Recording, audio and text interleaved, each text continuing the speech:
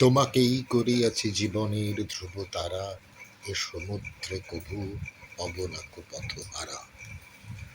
1884 সালের বৈশাখ মাসের প্রথম সপ্তাহ কলকাতা থেকে তৎকালীন অবিভক্ত বঙ্গ প্রভিন্স গ্রীষ্মের প্রবল দাবদাহে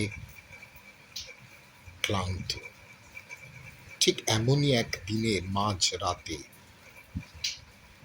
ঘুমের বড়ি বা আফিং মেশানো ঘুমের বড়ির ওভারডোজের কারণে মারা যান রবীন্দ্রনাথের প্রিয় শ্রীমতী হেকেটি, ইথেরিয়াল, তার নতুন বৌঠান। দেবেন্দ্রনাথ ঠাকুরের সন্তান জ্যোতিরিন্দ্রনাথ ঠাকুরের স্ত্রী কাদম্বরী দেবী।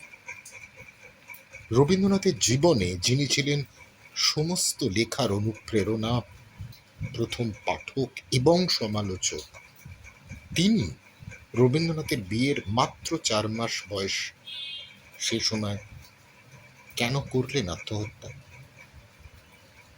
কি অভিমান জমেছিল ঠাকুরবাড়ির এই আত্ম অভিমানী বধূর? মৃত্যুর পর কাদম্বরী দেবী মরিয়া প্রমাণ করিলেন যে তিনি মরে নাই। তাই বোধহয় তিনি কোন লোকে স্থান পেয়েছেন জানি না, কিন্তু আপামর বাঙালির হৃদব্রহ্ম কমলে অবশ্যই জায়গা করে নিয়েছেন।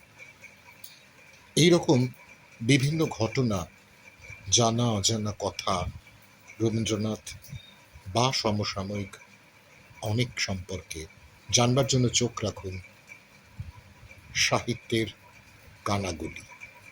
নমস্কার।